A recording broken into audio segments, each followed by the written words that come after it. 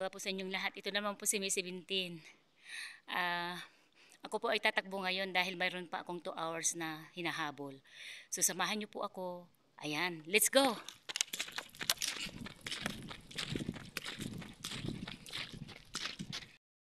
Po ito yung nadaanan ko lang ito. Ito yung kastanya. Ayan, dalawa po nakita ko. Kukunin ko to. Ayan.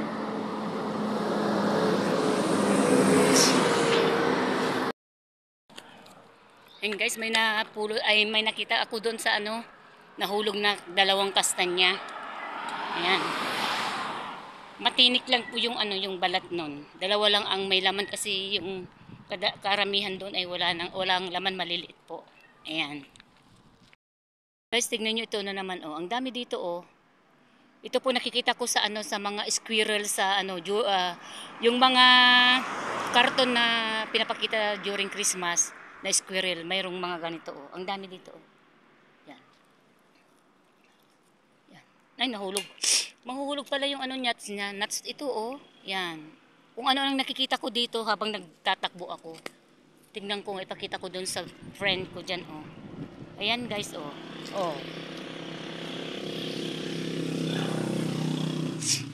Ayan Kanina yung kastanya. Ngayon naman ito, tatanungin ko kung anong pangalan dyan sa store na kaibigan ko. Come on.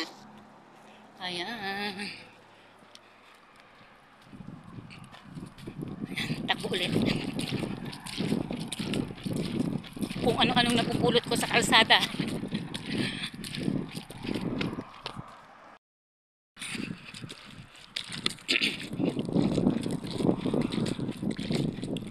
Parang basurira naman po ako. Kasi yung kastanya, yun po talaga mahal po dito. Tapos mahirap po alisin yung balat. So natusok yung kamay ko kanina sa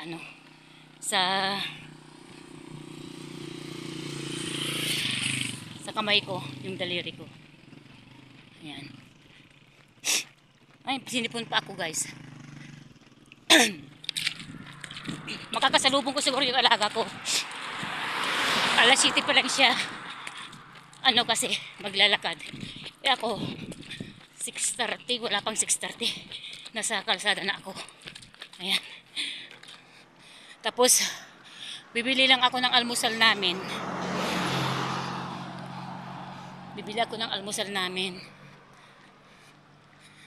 Ayun. Sarap ng simoy ng hangin. Pero inalis ko na yung sweater ko Naka-sweater ako guys, pero inalis ko.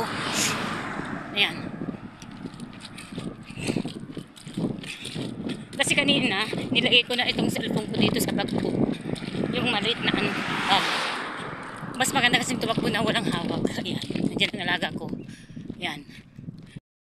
Doon na yung alaga ko, nakasalubong ko. Mamayang hapon kasi, mamayang gabi magluluto ako para pagkain nila bukas. May bisita na naman. So kailangan kong tapusin itong 24 hours run challenge ko na. Ayan. Pang 23 hours na po ito. So mamayang hapon, pagkatapos kumain ng alaga ko, ayun, itutuloy ko yung 1 hour and then finish na. Malabig po yung panahon kaya inalis ko lang yung sweater ko. So yung burn calories ko ay mababa talaga kasi hindi ako pinawisan talaga nung isang araw lang. Ito po mga prutas yan. Ayan. Ito mga olives, marami na rin bunga. Doon sa garden, ayan. Ito po yung mga olives, ayan. Namimitas tayo dito sa kapitbahay. Ito yung mga olives po guys. Ayan. Marami kami ayan, tignan nyo Ayan. Habang nagtatakbo ako, nangunguha ako ng iba-ibang klaseng prutas at ewan ko to, vegetable or fruit. Ayan. Ulit. Ayan. Yan, mabuhay po ang Team Ruel Lipat.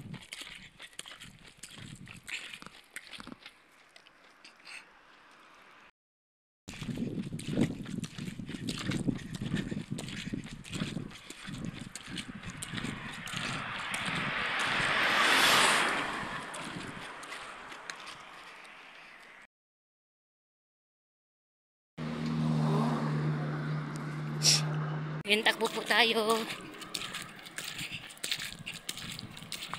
Ayan.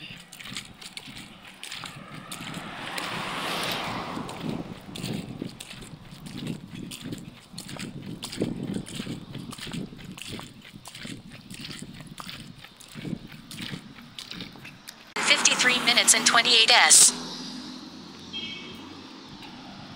Ayan guys. Pagod mat. Yan. Takbo. Ayan guys. Umaris ko itong 1 hour ngayon. May 1 hour na lang. Ayan.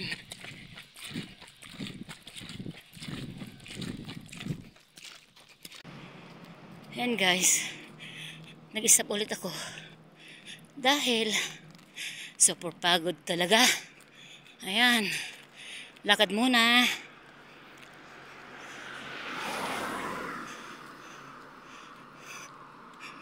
So pagkatapos ko ito talaga maka 24 hours na ako. 1 hour na lang para tapos ko na yung 24 hours run challenge. Yan guys. Pagod mats po talaga. Ayan. Mahirap po tumakbo talaga. Yung mga binti ko dahil araw-araw akong tumatakbo at saka yung isang araw ay 2 beses. Tapos yung una kong pagtakbo ay 1 hour 40 minutes. Hirap talaga. Sa hapon pa ako. Ayan. Hirap talaga. Takbo ulit guys. Takbo. Oh. Ayan. Takbo ulit guys.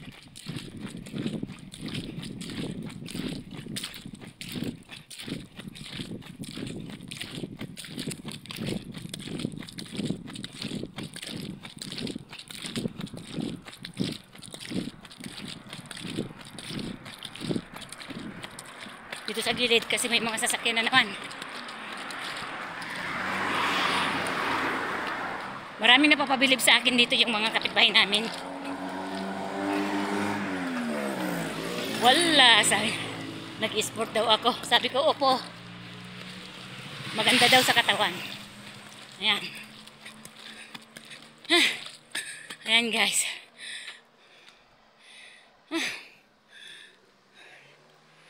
So hanggang dito na lang ulit. Bye bye.